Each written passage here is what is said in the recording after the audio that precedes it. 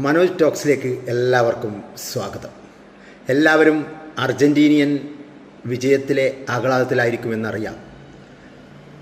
അതിനു മുമ്പ് നടന്ന മത്സരമാണല്ലോ ഫ്രാൻസ് സെനഗൽ മത്സരം. വളരെ ആവേശകരമായ ഒരു മത്സരമായിരുന്നു ആ മത്സരം എന്ന് പറയാതിരിക്കാൻ വയ്യ. ഫ്രാൻസിൻ്റെ എല്ലാവിധ കഴിവുകളും ഈ മത്സരത്തിൽ പുറത്തെടുത്തോ എന്ന് ചോദിച്ചാൽ ഇല്ല എന്നാണ് ഞാൻ പറയുക. ഈ ലോകകപ്പിൽ എത്തിയിട്ടുള്ള ഏറ്റവും നല്ലൊരു അറ്റാക്കിംഗ് നിര എന്ന് പറയുന്നത് ഫ്രാൻസിൻ്റേതാണ്. എന്നാൽ സെനഗലാവട്ടെ ആഫ്രിക്കയിൽ നമുക്കറിയാം പോലെ ആഫ്കോൺ ചാമ്പ്യൻഷിപ്പിൽ ഒരു പ്രാവശ്യം കപ്പ് കിട്ടുകയും പിന്നീട് അത് തിരിച്ചു കൊടുക്കേണ്ടിയും വരുന്ന ഒരു ടീമായിരുന്നു സെനഗൽ. സാദിയോ മാനെ നമുക്കെല്ലാവർക്കും പരിചയമുള്ളതാണല്ലോ.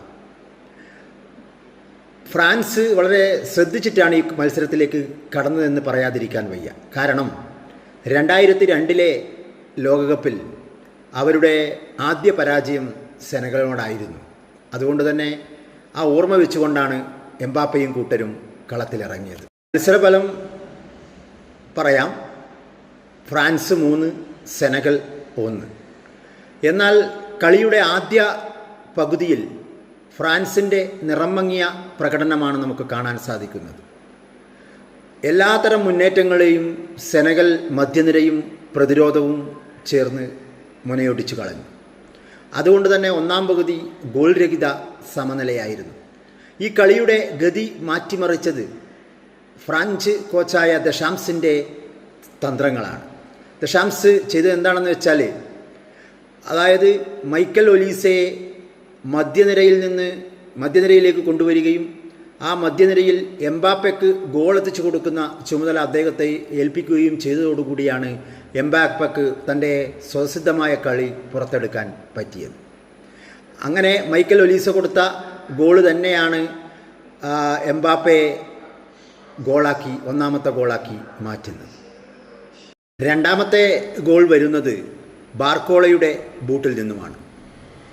ഇഞ്ചുറി ടൈമിലാണ് സെനഗലിൻ്റെ ഏക ഗോൾ അവർ സ്കോർ ചെയ്യുന്നത്. മൂന്നാമത്തെ ഗോൾ എംബാപ്പയുടെ ബൂട്ടിൽ നിന്നൊരു ലോങ് റേഞ്ചറിലൂടെയാണ് വന്നത്. ഈ കളി പരിശോധിക്കുകയാണെങ്കിൽ നല്ല ചാമ്പ്യന്മാരാകാനുള്ള ശേഷിയുണ്ട് തങ്ങൾക്കെന്ന് തെളിയിക്കാൻ തന്നെയാണ് ഫ്രാൻസ് കളത്തിലിറങ്ങിയത്. എന്നാൽ സെനഗലാകട്ടെ വിജയം പിടിച്ചെടുക്കാമെന്നുള്ള അല്ലെങ്കിൽ സമനില നേടിയെടുക്കാമെന്ന ഒരു മോഹത്തോട് കൂടിയിട്ടാണ് കളത്തിലേക്ക് വന്നതെന്ന് എനിക്ക് തോന്നുന്നു. ഏതായാലും ഈ റൗണ്ടിൽ ഫ്രാൻസിൻ്റെ സ്ഥിതി വളരെ മെച്ചപ്പെട്ടതാണ്.